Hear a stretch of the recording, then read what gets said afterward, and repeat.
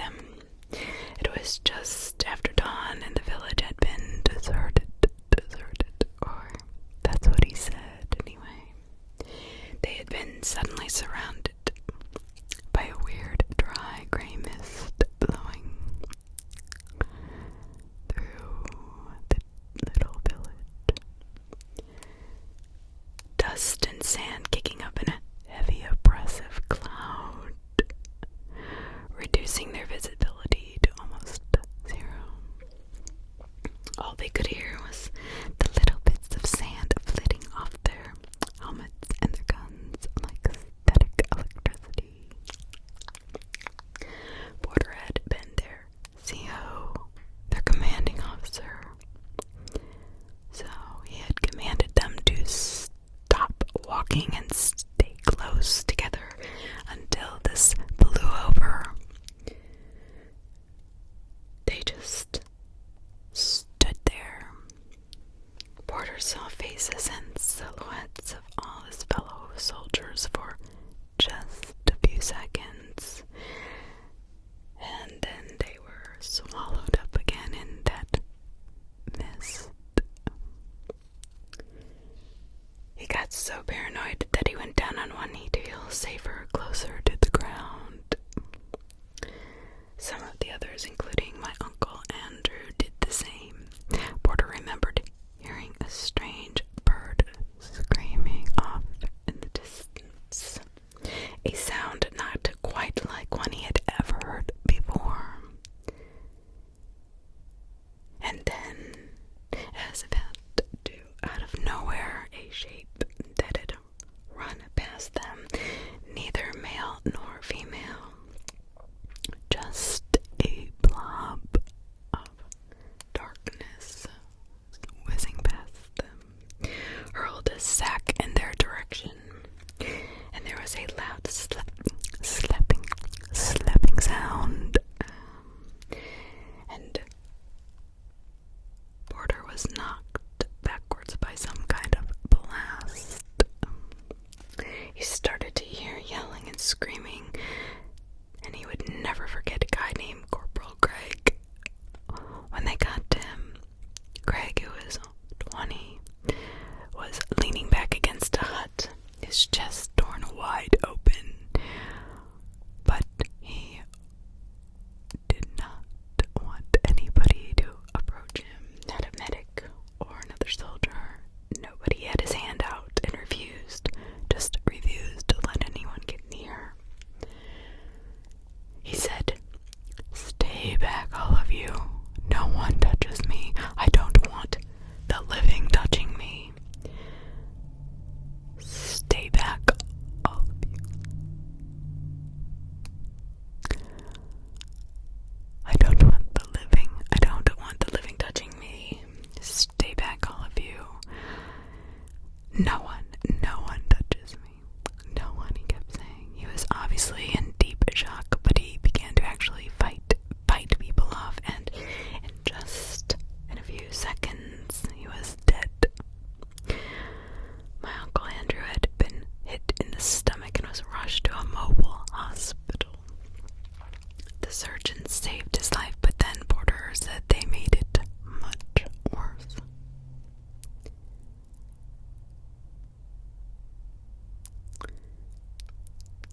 Andrew had come awake during surgery because the anesthesia had not been calculated correctly. He actually felt the doctors pulling and tugging at his insides, though there was no real pain, only intense pressure.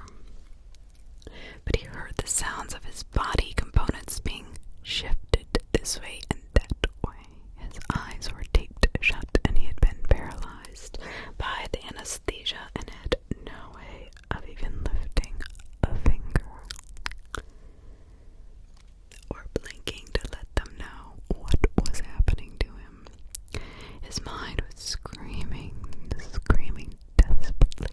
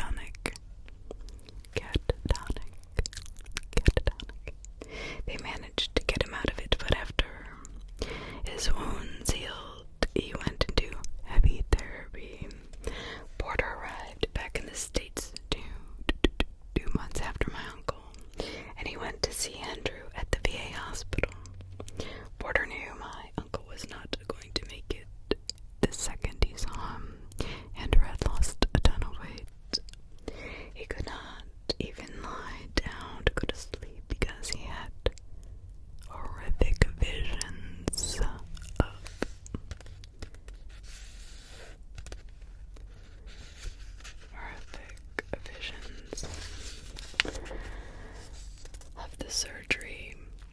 I'll show you something, Porter said. And he brought out an old photo album he had dug up from his archives after I had written to tell him I was coming. Uncle Andrew's dreams had been filled with the sight of the man who had given him the anesthesia back in Vietnam, even though he had never seen his whole face.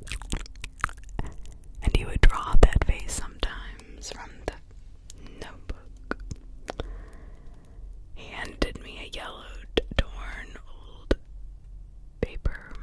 My uncle had truly drawn the face of a vampire, a man with strange eyes and a sharp nose and teeth like shards of glass. Shards of glass. That's him, he would say to Porter in the hospital. If you see him on the street, I have to know. He was in and out of the VA when he wasn't living with a girlfriend who tried to take care of him. He began to keep a diary in October of 1970. Porter had read it all, every last word, and kept it so no one else would read it. Andrew's insomnia was chronic. He couldn't work, he could barely eat.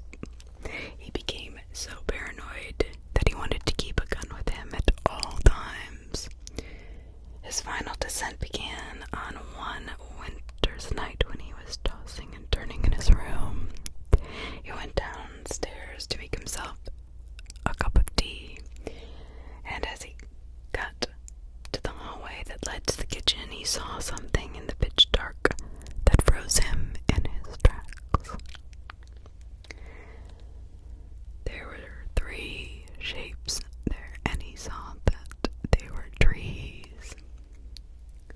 3 of them, of varying heights, the tallest being around 7 foot.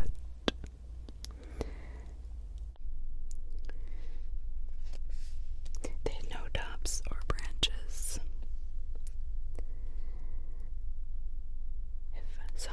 As if someone had chopped away whatever once was there.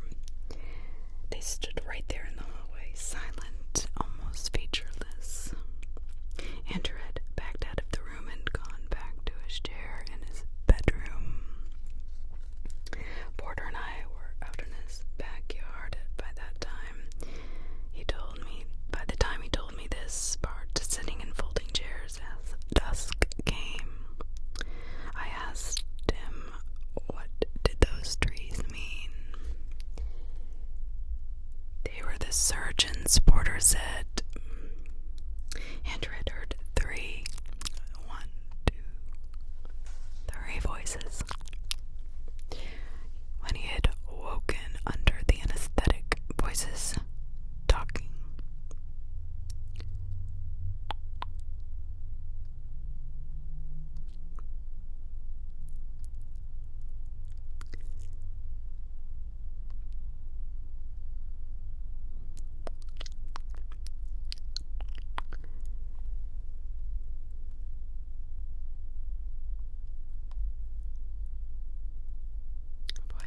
Talking during the progress of the surgery, and Porter was pretty sure those trees were how Andrew perceived them at that point,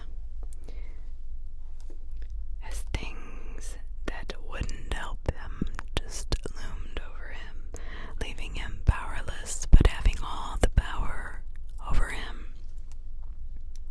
The diary entries got more random and fractured as time went on, and then at some point Andrew had killed himself. I asked Porter where and how, but he said he did not know.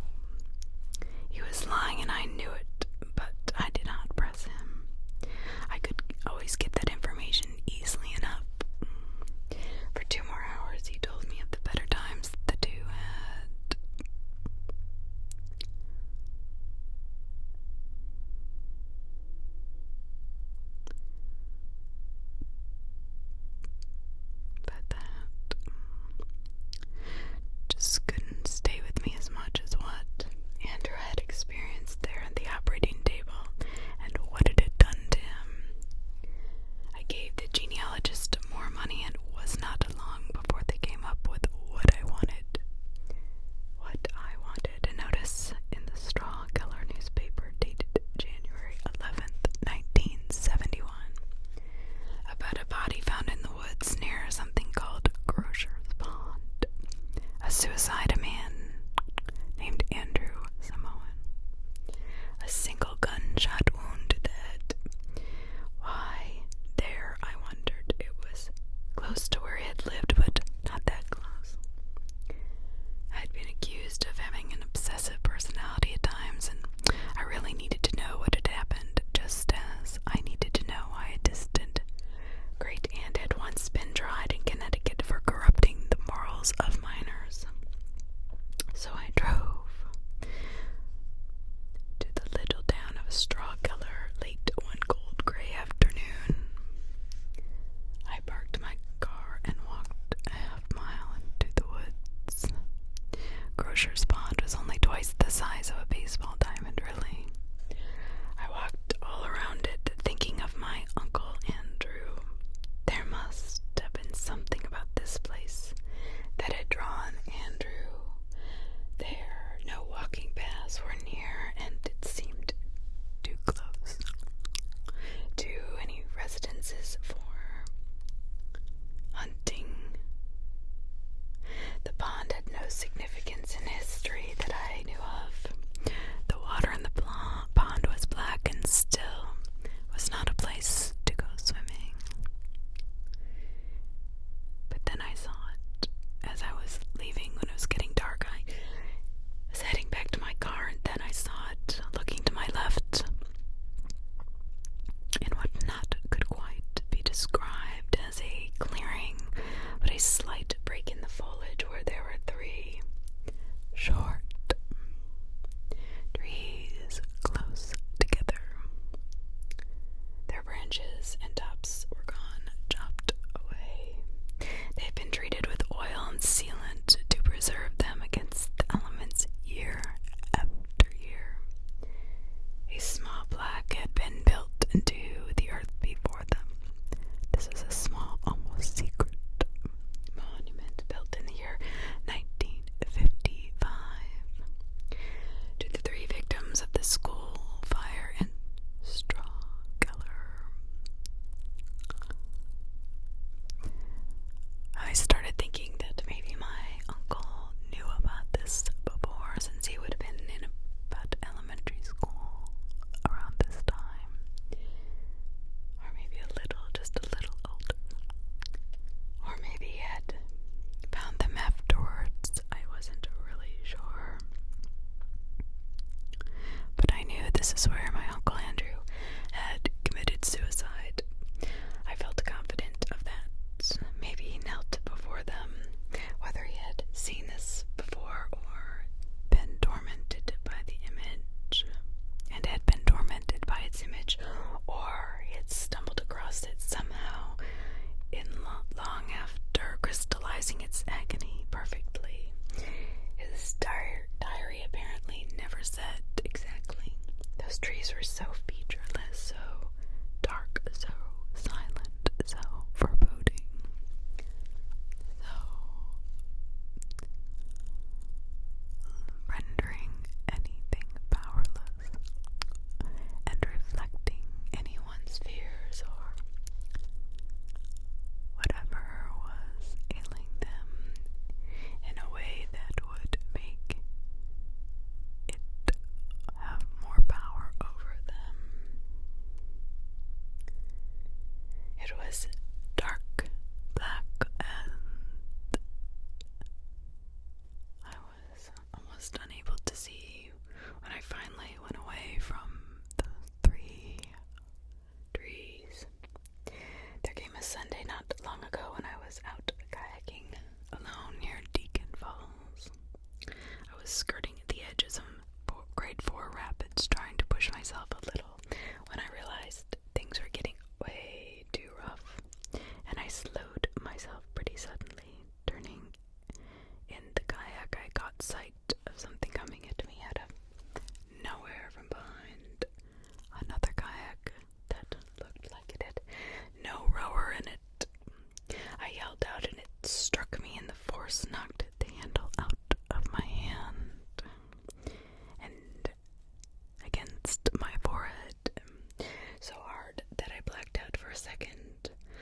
Luckily, I woke up just in time to hear the sound of the kayak hitting me and sending it sideways, recovering enough to keep myself from flipping over into the rapids. The other kayak skewed sideways and was carried down the river, heading for the falls, and nothing was going to keep it from going over 200 yards away. I tried to focus on keeping afloat as waves of dark and light alternated, and I came close to passing out. Barely conscious, I managed to steer myself out the roughest patch and finally make it to the shoreline, where I crawled out and collapsed under the ground, clutching my head, blood all over my hand. Luckily, some people were camping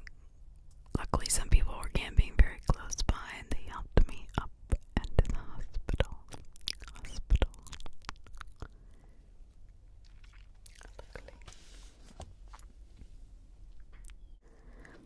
I was kept overnight, and they had to give me a lot of tests. I responded just well enough to where they couldn't really keep me. I was literally gathering my clothes when 2 police officers came in to speak to me. A badly damaged kayak had been found at the bottom of the falls, and so had a human body. Before the horror of that could sink in, they explained things to me. You see, someone had stabbed a man to death, an accountant who lived near the river. His wife had already been arrested. It turned out she had hired someone to do it and dispose of the body so she could collect his life insurance and run away with her lover. What a story, right? Can you believe my luck? I thought to myself. They believed the body had been placed into that kayak and pushed down the river.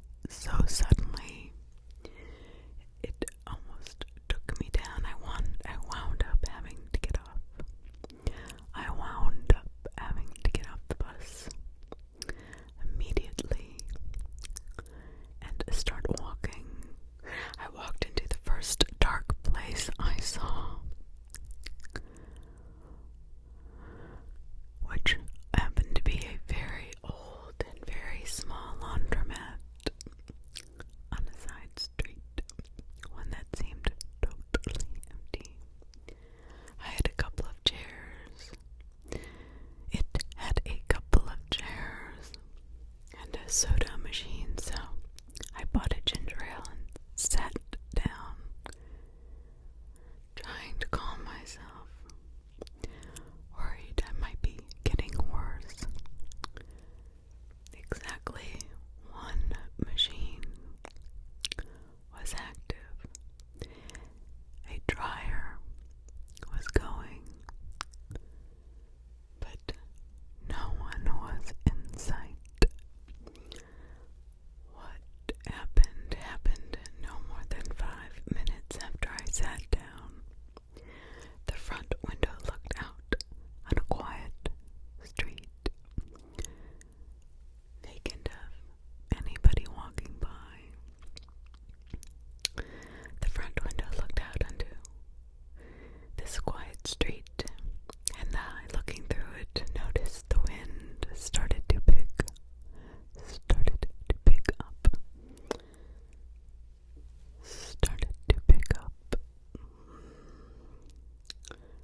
Very quickly, the visibility through the glass became tinted in some kind of light.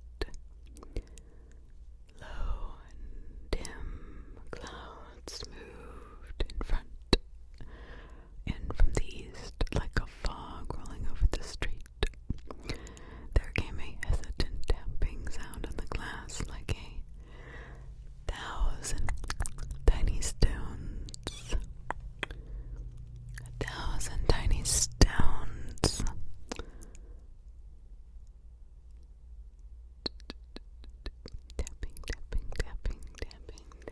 Tapping, brushing it. And I saw it was not fog out there, but a cloud of dust. That became more and more dense.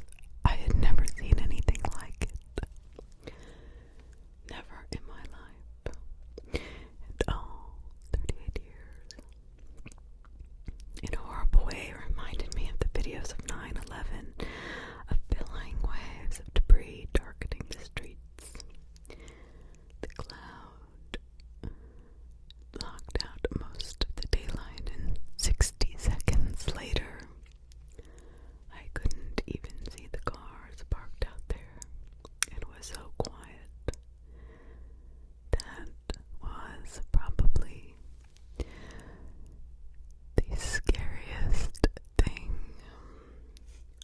aside from the dirt ticking on the glass against the window. There was absolutely no sound at all. Something else came in from the east. Something I really was not expecting to see came down from the sidewalk, just outside the window.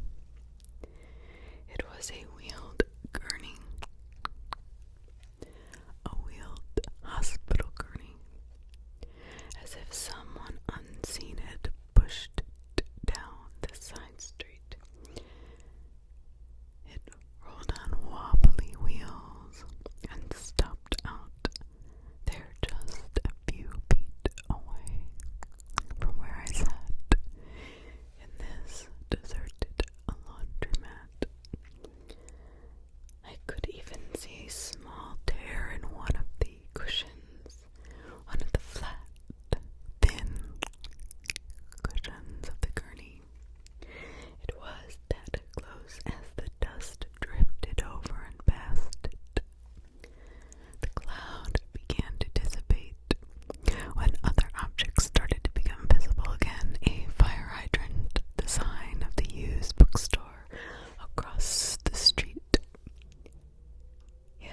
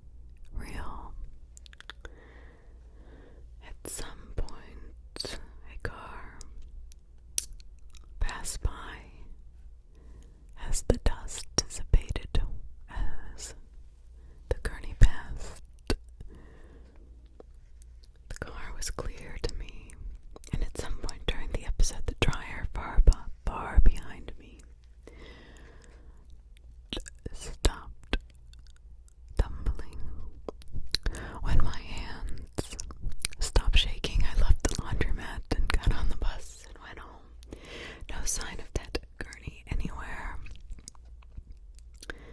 My head actually felt better. I sat in a chair with a cup of coffee for hours, trying to picture it all the way it had happened. As many times as I took to confirm to myself that it had been real. Had it been real? I guess it had. I found I was less stressed the next 3 nights and could sleep. Well, get to sleep faster if I sat upright in a chair. Lying down made me paranoid. When I was lying down, I felt vulnerable.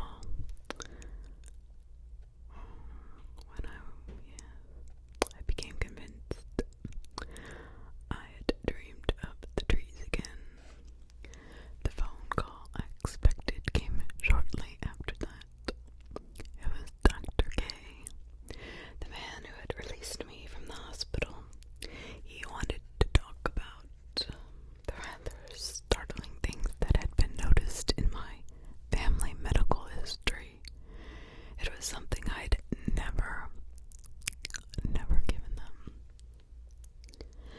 But they had found out because I used my real name. So they used technology to figure out who I was. I should have used a false name, but I was so out of it.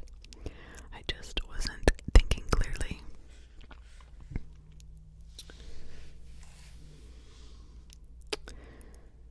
But now Dr. K,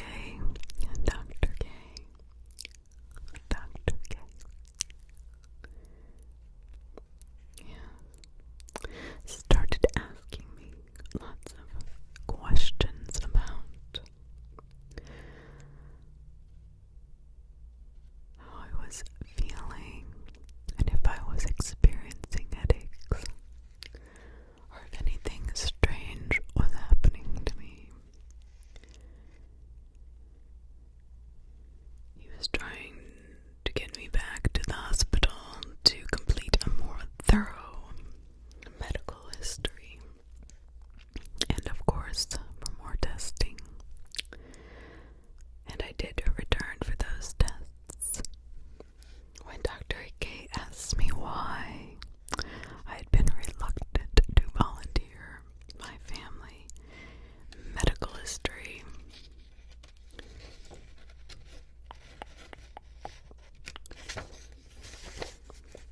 I told him I had had enough people trying to save me. If the aggressive, sinister strain of medical illnesses that had destroyed almost everyone in my family before they reached the age of 45 was going to come for me, so be it. I would not be studied like a freak or used as a guinea pig. I did not care how much could be learned from my brain or from me. I just wanted to be left alone. He pretended to be patient with me, but I could sense his frustration. He was a young guy, in his mid-30s maybe, with cold blue eyes, almost gray eyes, and a shaved head.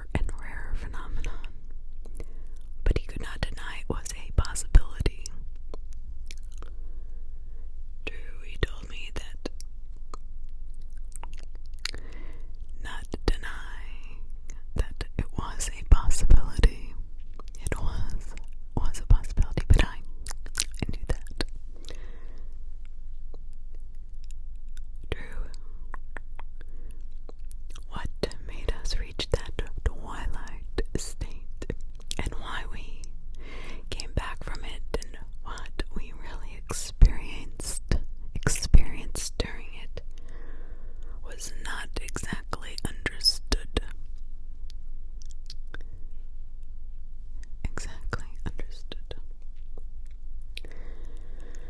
How then could I be assured that a resistance to anesthesia wasn't even genetic somehow?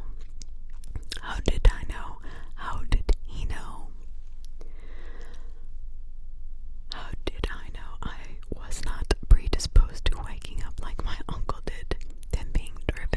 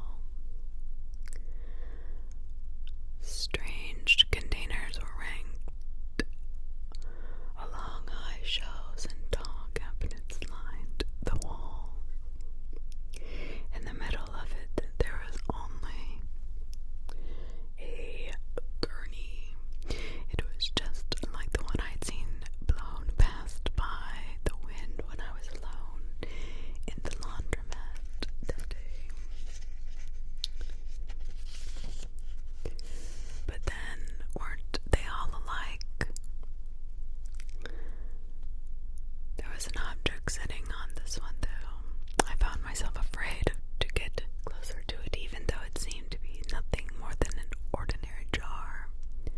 I took 2 steps forward and just 2 steps, no more.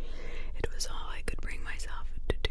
The jar was filled halfway with sand. I knew I'd seen it before. It was back in Porter's basement, sitting on his giant tableau, representing that village in the Central Highlands of Vietnam. He had used real sand to represent parts of the dry terrain, and there had been a closed jar of that stuff sitting nearby. I remember that vividly, so vividly, and as soon as that memory came, I froze, staring at that jar, trying to understand why I was so afraid. I was so afraid of it. And I turned and left, walked through the office, and found my way out of the building, needing a drink so badly. The week of October 15th, I began my transition from mere insomnia into an active attempt to keep myself from falling into a desperate sleep my body so needed, so the nightmares would stay away. It involved a lot of walking, a lot of pills. It was scary how intensely my body wanted to sleep, though, like something was within me reaching up from a place in my spine no one ever had seen, reaching up into my throat, into a spot behind my eyes, and pulling me down towards it. No matter the position of my body, no matter the location.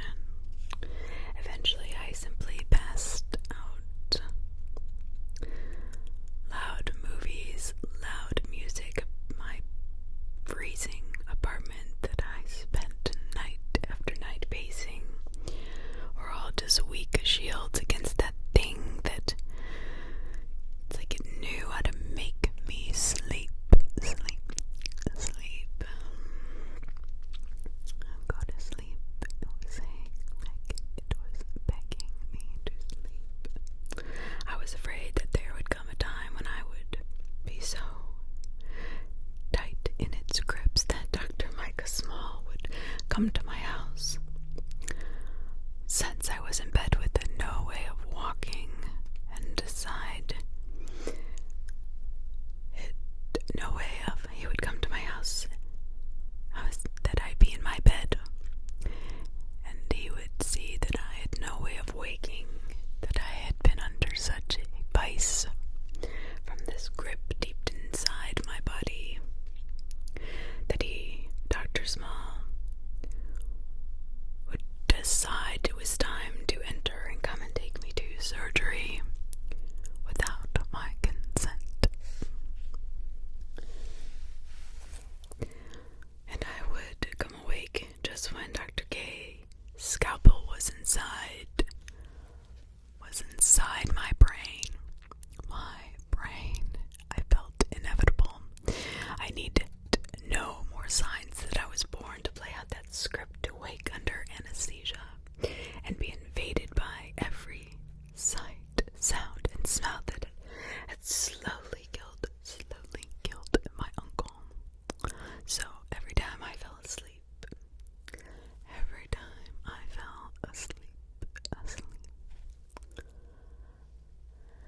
was just another chance for Dr. Small and Dr. K to inadvertently condemn me to death.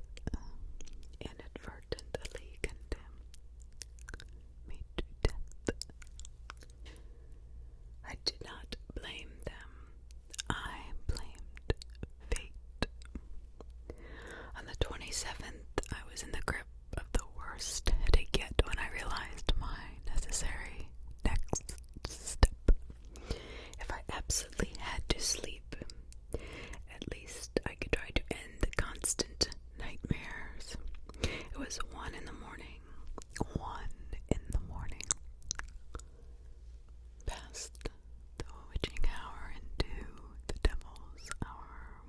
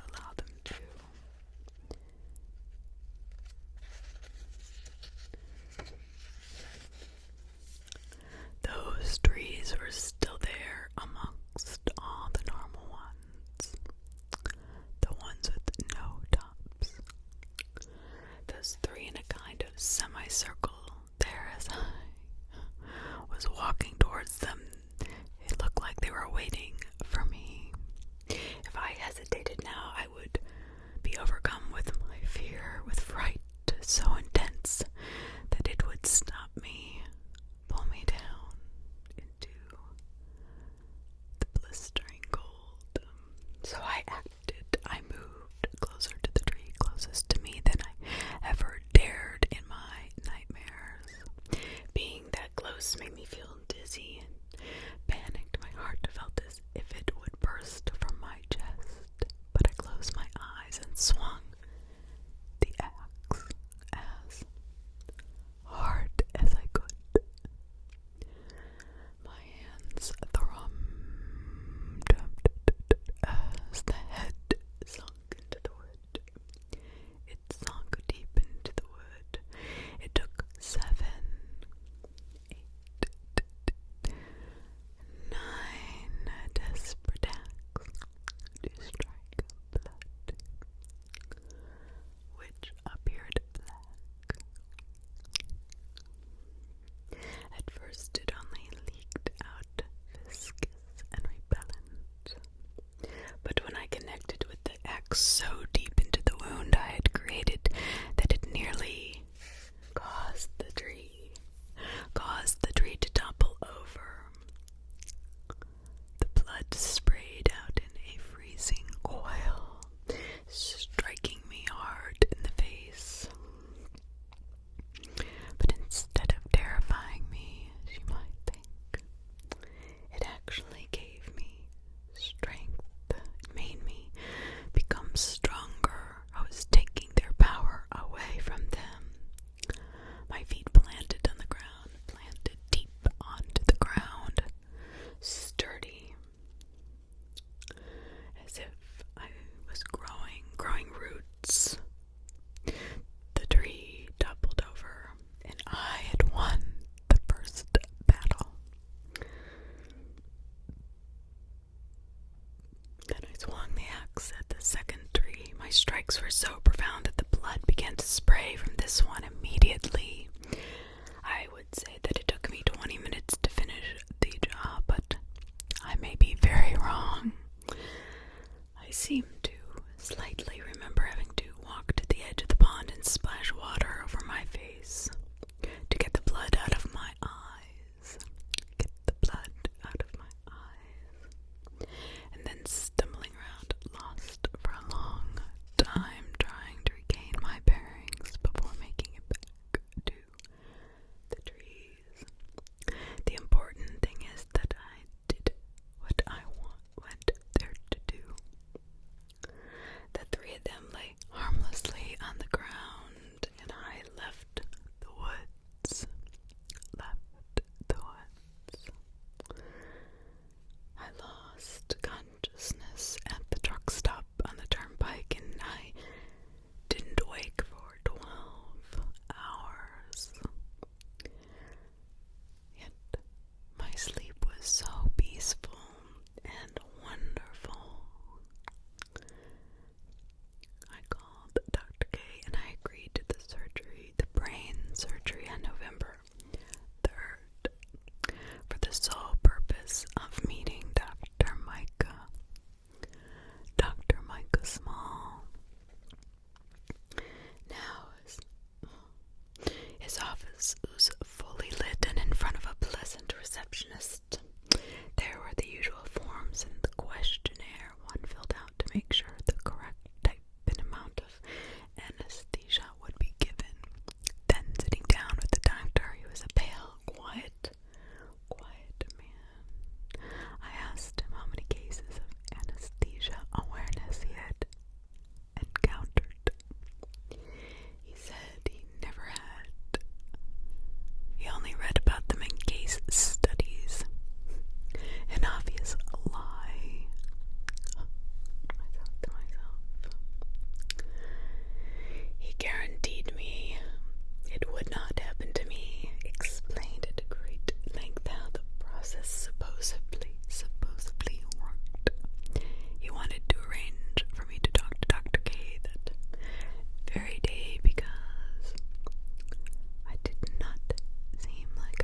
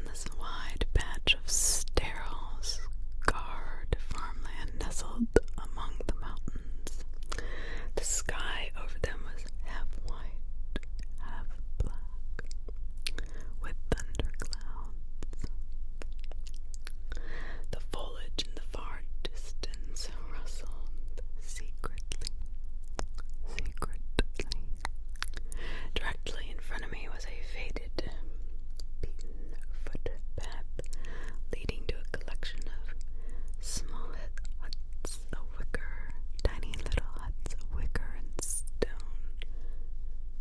I stepped through the doorway and into the clearing, following this path.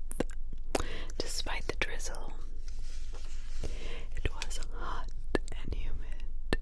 I heard the low buzzing of flies nearby, and that was all. I reached out and touched the lowest part of the roof of the first hut on my left. Turning to the left, just beyond it, I saw a man sitting on a handmade stone bench, watching me, studying me, looking. He was about my age, dressed inappropriately for the surroundings in khaki pants and a white collared shirt with the sleeves rolled up.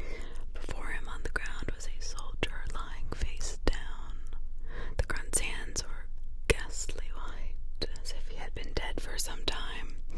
His combat helmet was half on and half off his head. Half on and half off. I asked the man at the bench who he was, and he told me his name was Grant Grayson. But he said that